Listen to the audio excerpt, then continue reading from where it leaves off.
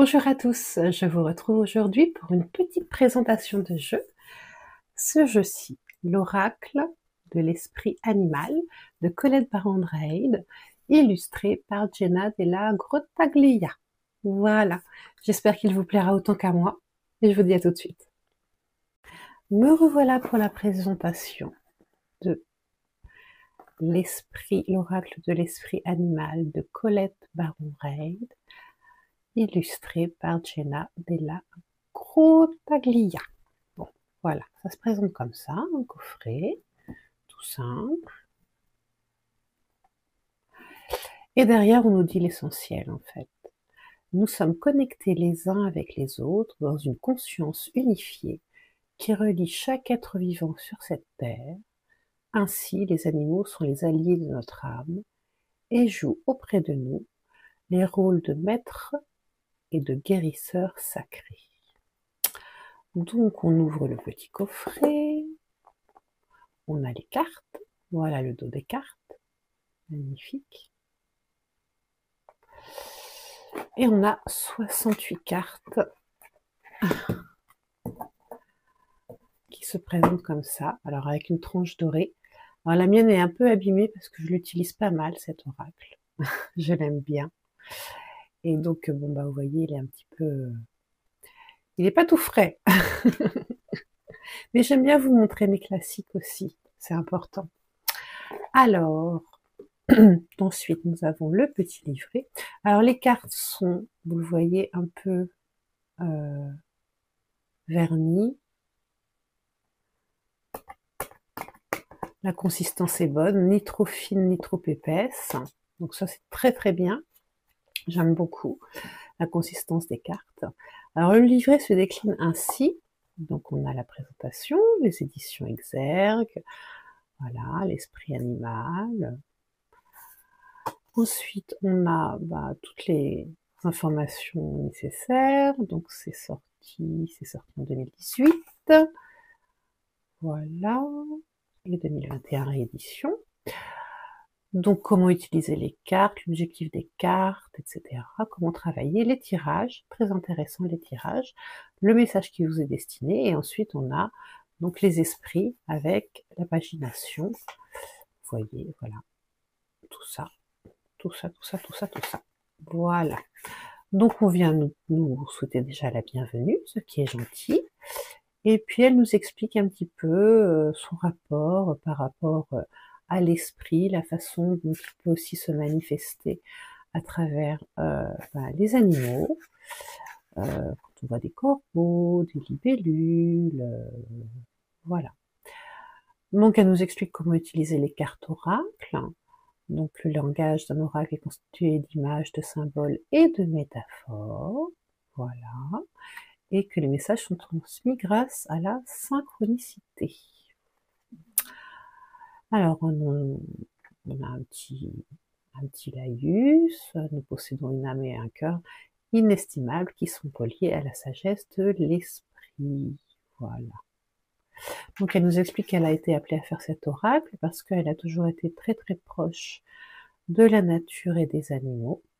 Tous les animaux et les insectes ont le potentiel de nous transmettre un message correspondant à notre besoin authentique, en temps et lieu opportun. Donc elle nous explique qu'elle a toujours voulu donner naissance à cet oracle, et que ça donne un supplément d'âme de connaître tous ces esprits qui peuvent se manifester à travers les animaux. Voilà. Donc nos ancêtres savaient qu'un oiseau qui se présentait à l'aube d'une nouvelle vie n'était plus un simple oiseau, mais l'esprit de l'oiseau, apportant un message à la fois universel et profondément personnel. C'est inscrit dans nos coutumes. C'est vrai que les corbeaux, les libellules, tout ça, on a des croyances là-dessus. Donc elle nous explique que par exemple l'esprit du chien ne désigne pas le chien que vous avez, mais l'esprit du chien en général, qu'elle nous explique ensuite. Vous voyez, après on a l'esprit et le message de l'oracle. Voilà, comment travailler avec l'esprit de l'oracle. Donc la connexion, et puis les tirages, elle nous indique qu'il faut vraiment avoir une intention, une intention de calme, d'ouverture de cœur et d'esprit, et que elle récite une prière, voilà, donc elle récite une prière avant ses tirages et elle nous donne ses tirages. Elle nous explique, ce qui est très important, que quand on procède à la lecture des cartes, elle nous encourage à battre beaucoup le jeu de façon à ce qu'il y ait des cartes à l'endroit et des cartes à l'envers. Celles à l'endroit délivreront le message de l'oracle, qu'on retrouve ici par exemple, et que les messages à l'envers, les cartes à l'envers, nous guideront vers le message de protection. Vous voyez, alors j'avais l'esprit du chien, j'ai le message de l'oracle quand elle est à l'endroit, et l'esprit de protection quand elle est à l'envers. Voilà. Donc elle nous propose des tirages, lecture à 2 cartes, lecture à 3 cartes, qui est intéressante. Hein. Qu'ai-je besoin de savoir à propos de cette situation pour mon plus grand bien? Comment puis-je agir pour rester en harmonie avec mes plus hautes intentions? Et comment la situation peut-elle évoluer? Voilà. Et puis on a un tirage aussi pour la nouvelle lune à 7 cartes. Je vous laisse regarder, vous pouvez mettre sur pause si vous voulez. Je ne vais pas tout lire. Voilà, voilà, voilà. Donc ensuite, elle nous a fait un tirage, elle nous explique le tirage, c'est intéressant. Et on a les cartes et leurs messages et leur signification. Et donc, carte par carte, on va trouver l'esprit de l'animal, la phrase qui est associée et le message quand la carte est à l'endroit et le message quand la carte est à l'envers. Voilà. Donc on a ça pour les 68 cartes.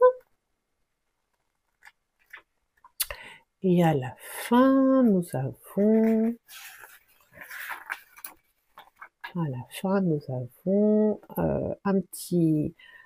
un petit mot sur l'auteur, voilà, qui est très connu,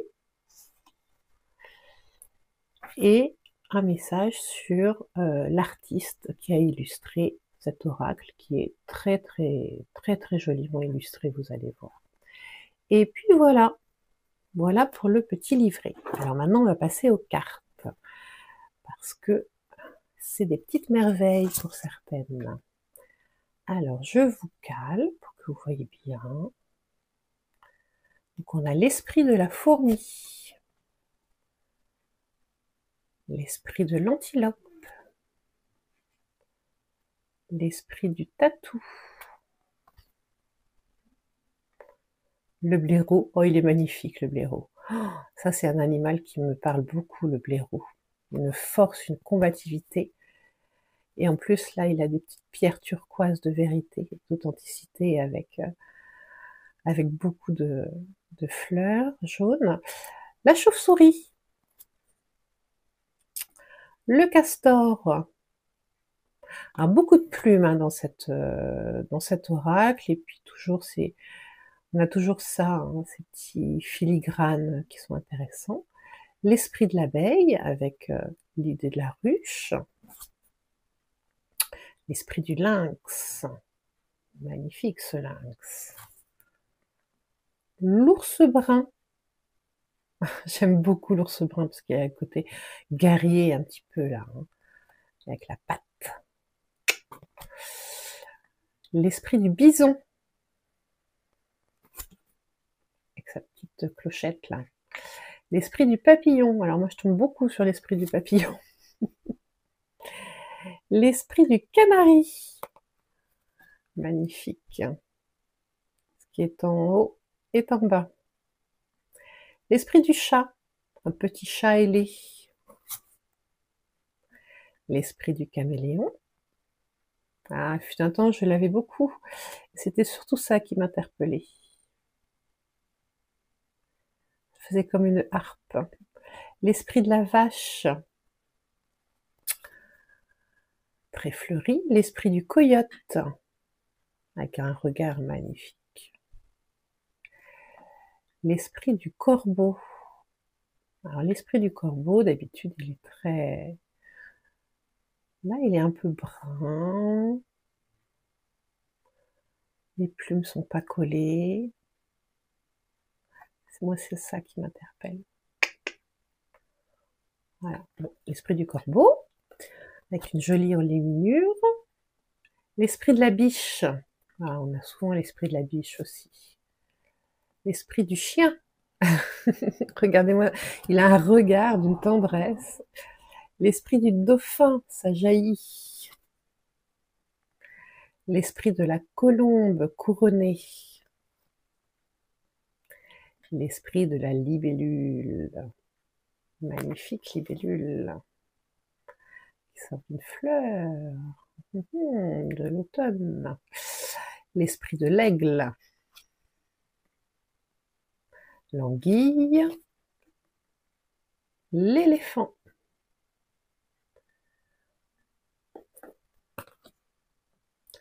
Le flamant rose.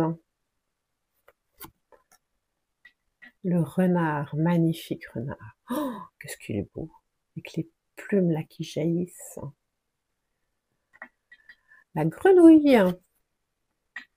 La girafe. La sauterelle. La marmotte avec son petit cœur. Le faucon. Hop, je recale ça. Le cheval. Le colibri. Vous connaissez mon amour du colibri. Le koala, qu'on a de temps en temps aussi. La carpe-coille. Le lion. Regardez-moi ça, s'il n'est pas majestueux, ce lion. Le lézard, avec un rappel de dragon. L'esprit du papillon de nuit, qu'on a aussi souvent. La souris, qui vient nous rappeler de nous occuper des détails. Le rossignol, avec des pistils qui sortent du gramophone. L'esprit de la loutre, avec deux loutres. L'esprit de la chouette, une couronne magnifique. La panthère, magnifique. Regardez-moi ça, comme elle est belle, cette panthère. Avec une espèce de tatouage. Elle est belle. Hein. Le perroquet. Le paon. Le cochon. Le porc-épic. Magnifique porc-épic. Le lapin. Le rhinocéros, qu'on a aussi souvent. La bécasse. Le scarabée. Magnifique scarabée. L'hippocampe.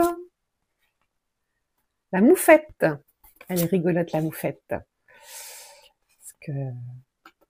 Voilà. L'esprit du serpent, qui va plutôt parler de guérison. L'araignée, pas du tout, qui fait pas du tout peur. L'écureuil, un peu joueur. Le cerf, qui sert d'illustration au jeu.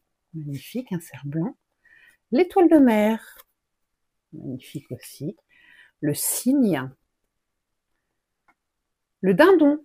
Alors ça, c'est un peu étonnant, mais bon, dindon, ok. L'esprit de la tortue. Ouais, on peut voir plein de choses. Le vautour. L'esprit de la guêpe. Toujours avec des plumes, vous voyez. L'esprit de la baleine, très intéressante, l'esprit de la baleine. Le corbeau blanc, je ne l'ai jamais tiré, celle-là. L'esprit du loup. Et enfin, pour finir, l'esprit du wombat. Voilà. Et ben voilà pour cette présentation. J'espère que ça vous a plu. N'hésitez pas à vous abonner, à liker, à commenter. Et puis, quant à moi, je suis totalement sous le charme de ce jeu depuis fort longtemps. J'espère que ça vous aura plu. Et je vous dis à bientôt. Au revoir.